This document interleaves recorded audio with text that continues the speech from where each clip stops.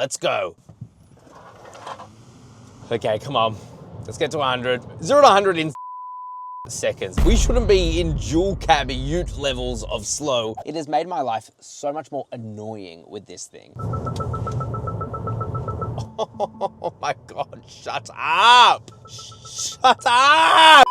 Guys, this is never ending. This is definitely the year of the Chinese car because this is a new Chinese car that has arrived in Australia. It is the Leapmotor C10. You might be asking, what the hell is Leapmotor? Well, it's quite interesting. In my opinion, it's essentially the bailout at the moment for Stellantis. Stellantis in Australia, they aren't doing too great. We just reported that Jeep dealers are forming an alliance to sue Stellantis, or at least seek legal advice, because they think that Jeep are going to pull out. Alfa Romeo sales aren't very great. The toenail hasn't done too well. Fiat is not doing great at the moment. Hell, I just reviewed the Jeep Avenger. I didn't give it a great review, which is probably why I wasn't invited to the launch of this thing. And yet here Stellantis are bringing out a new brand. And no, the irony is not lost on me that one of their top executives not very long ago demanded the European Union introduces taxes on Chinese cars, and then 6 months later went out and purchased the international stake of Leapmotor. But yes, that short history on how Leapmotor came to be, at least here in Australia, I think is quite an interesting story. It's one with lots of curves and turns, but it is promising to be a decent vehicle. 47,990 drive away for an entry-level version of this, which is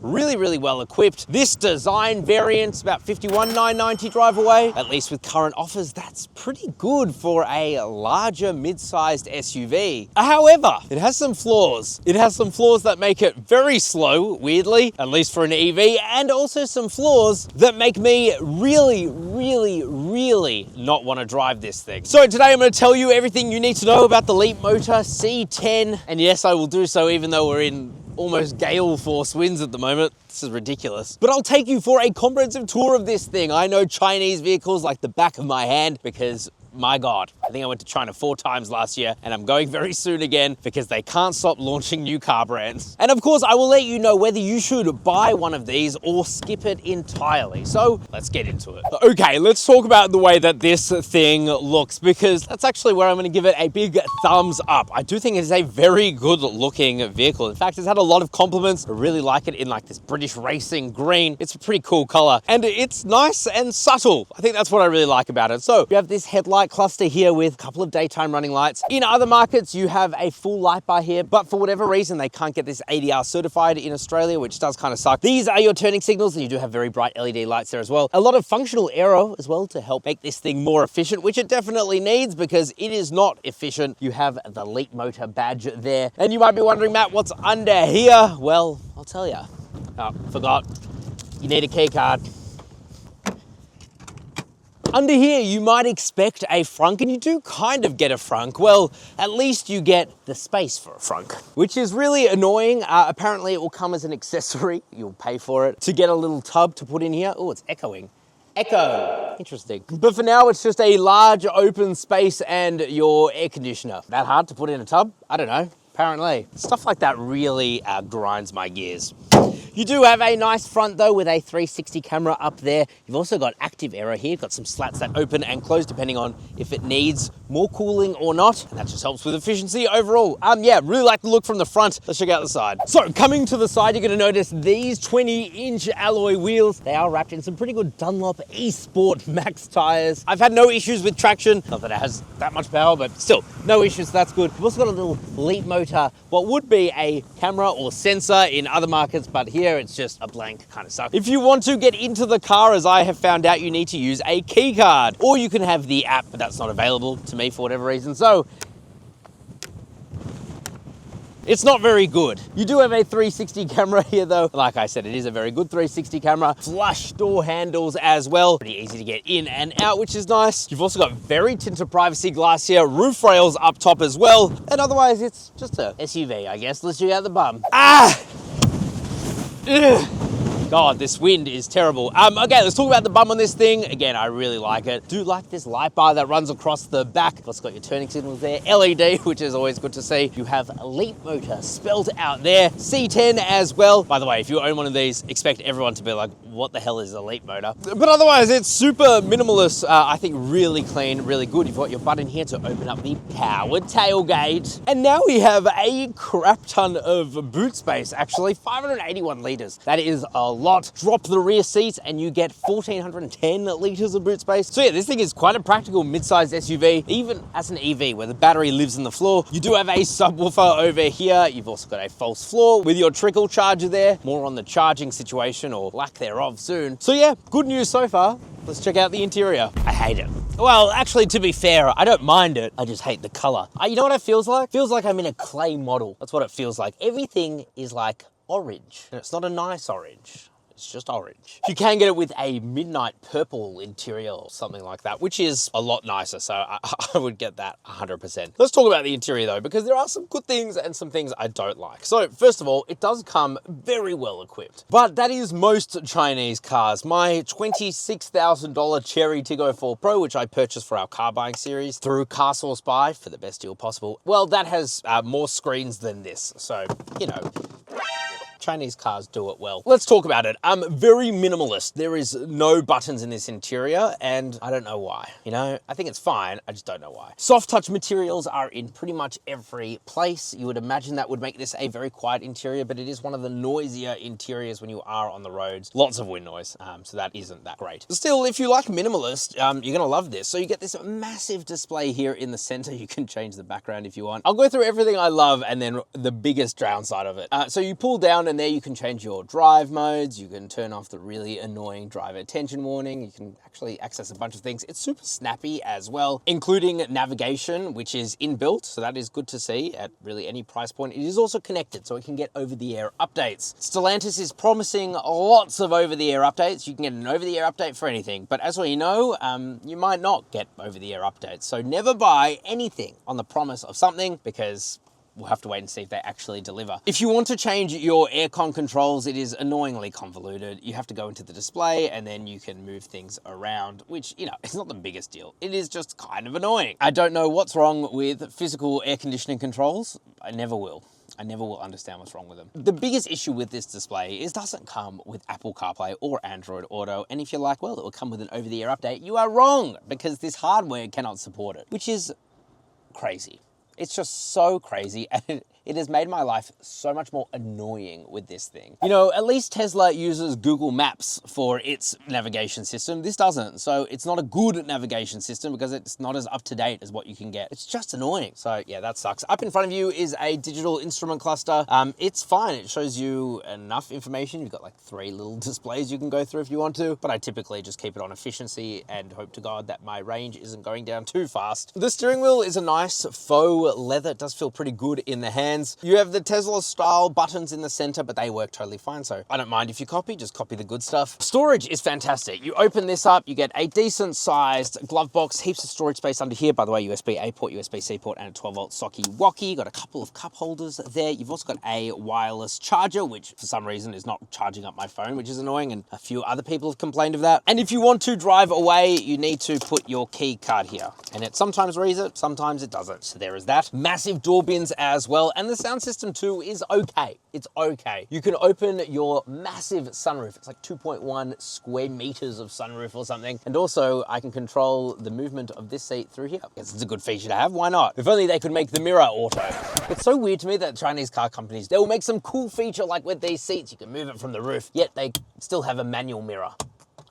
That makes no sense to me. The seats themselves are okay. So here in the higher trim, you get a better synthetic leather, apparently. Again, I hate the color of them, but to each their own, I suppose. They are adjustable 6 ways, except there is no lumbar support adjustment, and also the seats are extremely flat. So like some other Chinese cars, if you're a bigger build like me, I just slip and slide all over these seats. Does my head in. Under here, you do have plenty of storage as well, I should mention. Oh, and a couple of cup holders there, and you're gonna want that because there's no cup holders in the back. Speaking of, let's talk about the back seats. Alrighty, back seats now of the Leapmotor C10. Actually feels quite solid. Yeah, I like that.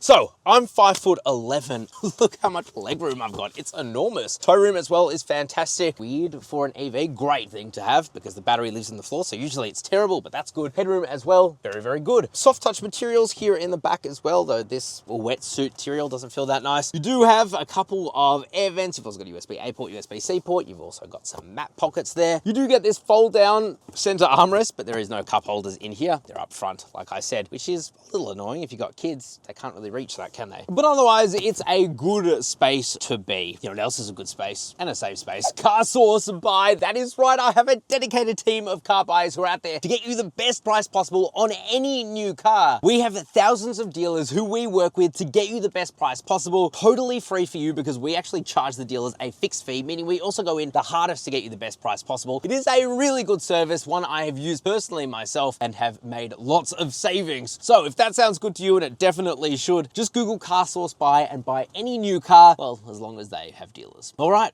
let's launch it. Okay, so we're gonna do this launch twice because I wanna show you something. This car defaults to eco mode every time you start it up. At least that's what this car is doing and I can't seem to change it. So the issue with that is that in eco mode, there is no kickdown. So even if I demand all power I could possibly get, well, it won't give it to me. And I actually think that that's borderline dangerous. I'll show you with the 0 to 100. So we'll start first in eco mode and then we'll go into sport mode. So fist me for eco mode, baby. It's so slow. Come on, speed up.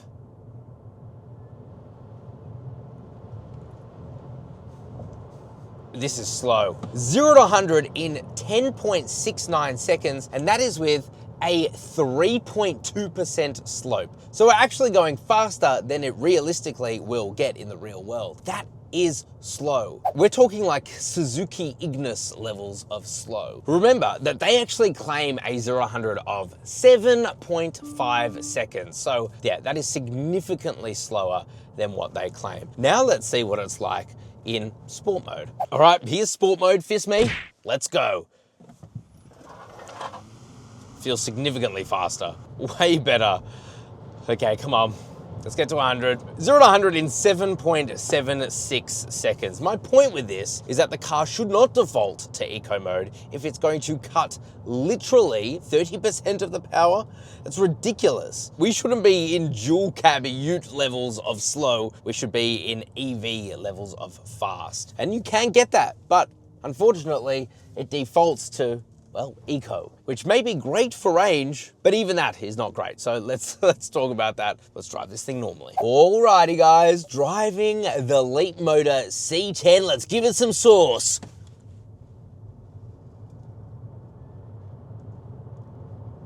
That is very slow sauce. What's going on? Well, the car starts every single time in eco mode and it doesn't have a kick down. So you put your foot down, it doesn't just give you 100% power. What? Anyway, we'll come back to that. So powering this thing is a rear electric motor. That's a good placement for a motor. Putting out 160 kilowatt of power, 320 newton meters of torque. Oh my God, shut up. Shut up. That, by the way, is your driver attention warning. It's also your lane keeping assist, and it's also your overspeed alert. Whew, okay. Okay. I need to pull over. I can't keep going with this. I can't. If this doesn't drive you insane, I don't know what will. Attention warning off. Settings. It's insane. Oh. Come on. Oh, we're still in eco mode. Comfort, that's a bit better. Okay, with that out of the way, it comes with a 69.9 kilowatt. It comes with a 69.9 kilowatt hour battery, but unfortunately, it doesn't have very good efficiency. Right now, we're averaging actually better than what they claim, 19.2 kilowatt hours per 100 kilometers. So you'll get around 360 kilometers of range or so. It's not great. It's not great. But this thing is not too expensive, so we do have to keep that in mind. Let's put it into sport mode and give it some sauce around these corners. It does actually feel dynamically quite good. Suspension is stiff. And when I say stiff, I just mean that it's, I don't know, a bit bouncy. It doesn't feel really quite settled, to be totally honest with you. But a lot of these Chinese EVs don't, if I'm being totally honest. And it actually handles quite well. I'm quite enjoying the steering of it, to be honest. Oh, it's got a very soft primary ride, so when you hit the suspension, it kind of floats. But the secondary ride, before you actually activate the suspension, yeah, it's very fidgety indeed. And even in sport mode, it doesn't actually have much pep to it, to be honest. Look, I think apart from the absolutely horrendous driving, oh my God, it doesn't stop beeping. It just doesn't stop beeping. I turned it off, it doesn't stop. Holy moly. By the way, you have to turn this off every single time you drive the car. Apart from that, actually dynamically, it's okay. You know what I mean? Like it's okay. All right, before I lose my marbles, let's go up saucy corner. Here we go. Everything goes flying back. Feels a lot more peppy in sport mode, I'll tell you what, but I guarantee you we're using a lot more range. Okay, come on. Actually, it handles quite well for a Chinese EV. They usually don't do this.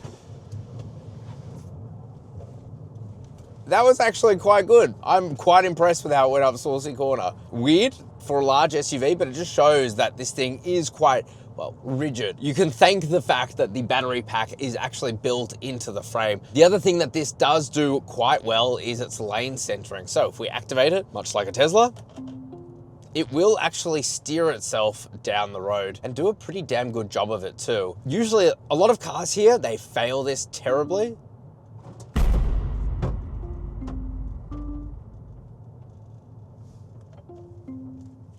I say that and then the car doesn't steer itself and has whacked off my GoPro. Ugh.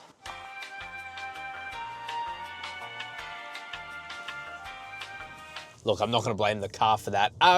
Yeah, it does actually drive itself down a highway pretty well. So I guess for me, the biggest takeaway is that dynamically, the Leapmotor C10 drives fine. It's got a lot of software things that are really bad about it and would absolutely make me not buy one of them. I also did mention that the battery can only charge at a maximum charging rate of 84 kilowatts, which is very slow for an EV. In fact, it's one of the slowest charging EVs. The AC charging caps out at like 6.6 kilowatts, which again is very slow. So I guess if you discount those things, which I would argue are quite important to an EV, then sure, it's a fine value. I don't see it. I don't see the value.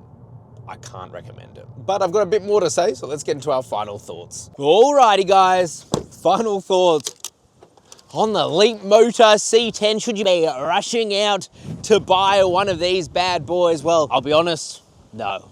Oh no, don't fall camera. No, I wouldn't go out rushing to buy one of these. Stellantis as a brand at the moment is not doing very well in Australia, which is its own cause for concern. But this vehicle alone, it doesn't really do the whole EV thing very well in my opinion. Yes, it is still cheap-ish, over 50 grand for this one here, but it doesn't have very good range. Its efficiency is not great. Technology is so-so. The calibration of it is genuinely just terrible, terrible, terrible. And although I do think it looks quite nice and it's got good practicality to it space-wise, it's let down by too many other factors that make me really not like it. And as my fiance very succinctly put it, she said, I wouldn't buy one. So probably neither would I. But if you want to buy one of these or any new car and you actually want the best price possible, just make sure you Google CarSauce Buy. We have a dedicated team of car buyers who are on your side to get you the best deals possible on your next new car. We have thousands of dealers who we make literally fight each other to get you the best deal possible. And best of all, it is totally free for you. So